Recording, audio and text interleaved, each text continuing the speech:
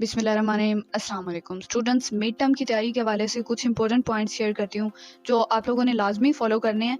देखिए, वैसे तो हर स्टूडेंट का तैयारी करने का तरीका मुख्तलिफ होता है। कुछ स्टूडेंट्स सिर्फ पीपीटीज रीड करते हैं और 70% तक मार्क्स आ जाते हैं उनके। कुछ पास पेपर्स को अच्छी तरह कर लेते हैं, कुछ हैंड आउट्स करते हैं, करंट पेपर्स कर लेते हैं और फिर आप लोग कन्फ्यूज़ होते हैं कि आखिर तैयारी करें तो कहाँ से और कैसे करें।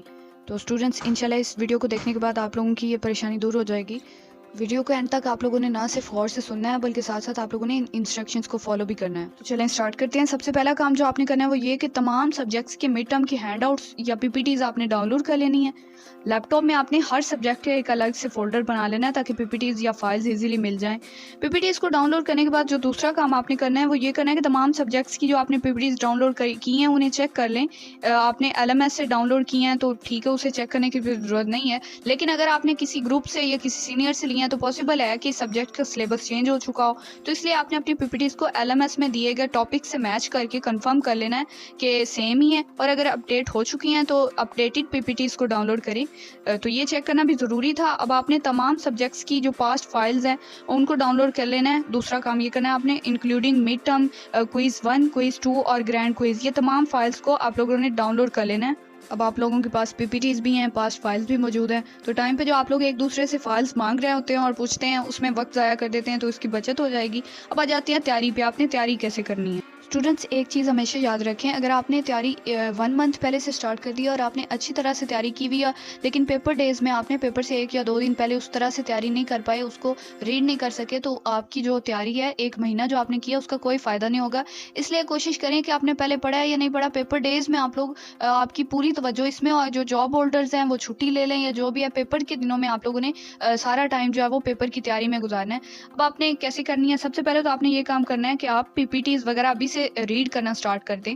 डेट शीट बनाते हुए हमेशा इस चीज़ का ख्याल रखें। मैंने बहुत से स्टूडेंट्स को देखा है एक दिन में 2-2 3-3 पेपर्स रखे होते हैं।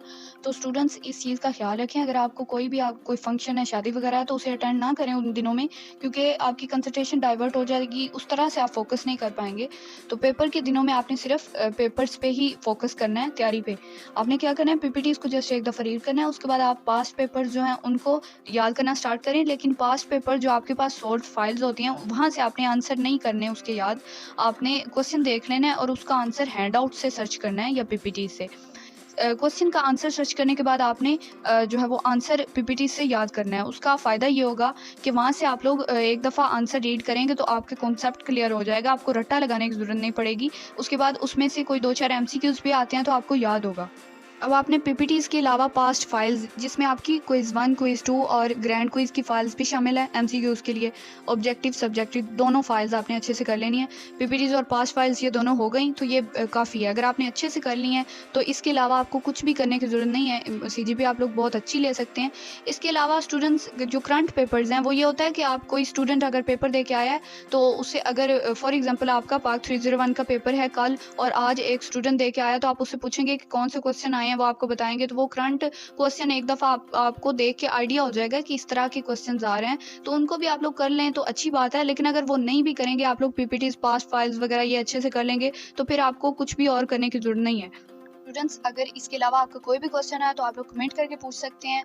मजीद वर्चुअल यूनिवर्सिटी से मुतालिक इन्फॉर्मेशन के लिए चैनल को सब्सक्राइब कर लें। Thank you for watching. Best of luck. अल्लाह हाफिज़।